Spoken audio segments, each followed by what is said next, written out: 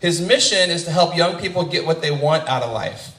So please put your hands together today for Nasser Jones. Nasser! One of the things I hate more than anything are boring speakers. Anybody hate boring speakers? I hate boring speakers. Here we go. 1, 2, 3. All right, perfect. That's perfect. Now, Just so sick guitar. See, you laughing at the fat jokes. You laughing, I know what you're thinking. We're going to be praying for you guys.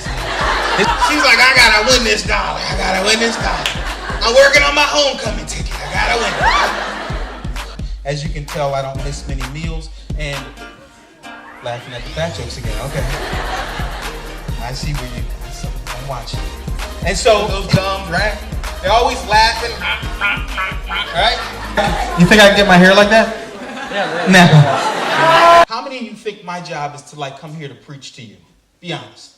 All right, that's honest. How many of you think my job is to come here and try to teach you how to live your life? Raise your hand. That's teachers in your life already. My belief about your generation is you are the smartest generation that the world has ever seen. And if I say to young people, I might not know your name, I might not know your face, but I probably know your story. I was 15 years old and I was making some pretty rough choices in my life. Matter of fact, growing up, I grew up with the nickname Marty, but from the time I was 13 to 16, because I wasn't doing stuff, my uncles used to call me Marcy.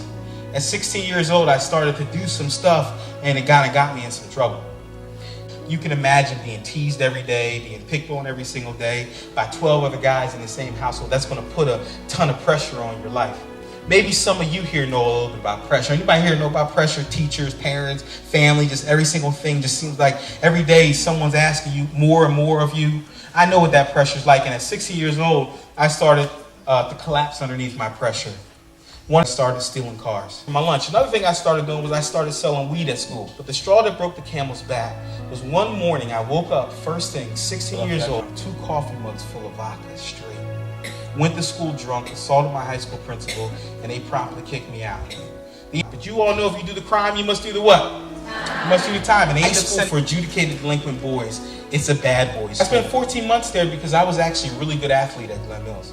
Believe it or not, I was much thinner then and much more built. But I was a starting captain for the Glen Mills football team.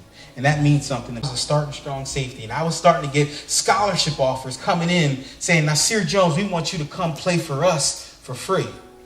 And I was so excited because I was going to finally be able to get away from all the craziness in my life. I was going to phone call from somebody.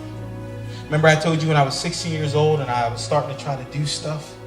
A girl called me up and she said, hey, guess what? I'm pregnant. You're going to be a daddy. Aren't you happy? And it radically changed my world. So I made a choice and decision to come home. But I wish my story would end there. I walked into a situation where my Uncle Nate had just told my great-grandmother he was HIV positive and dying of AIDS. Folks, get this in your head. School is not about how smart you are, it's how much effort you're willing to give. Most or many of us, we get up to what's hard and then we stop. But what we really want is back here. If my goal is up to the board, I'll never get through it. My goal has to be like Drake's chin.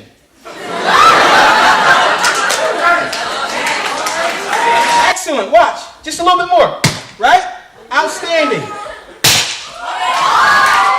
There was an eagle flying high above a turkey farm. She clumsily dropped her eagle egg into a turkey farm. But thankfully, the eagle egg fell into a turkey's nest. I'm going to do what mother turkeys do.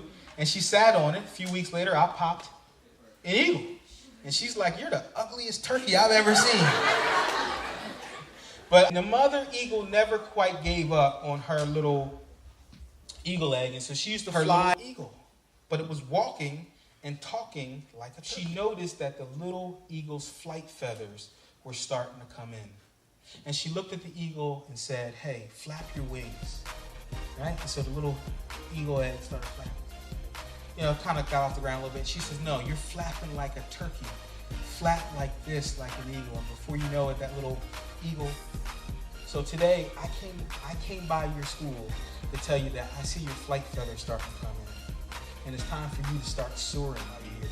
That's my time. Thank you for having me. It's been a great day.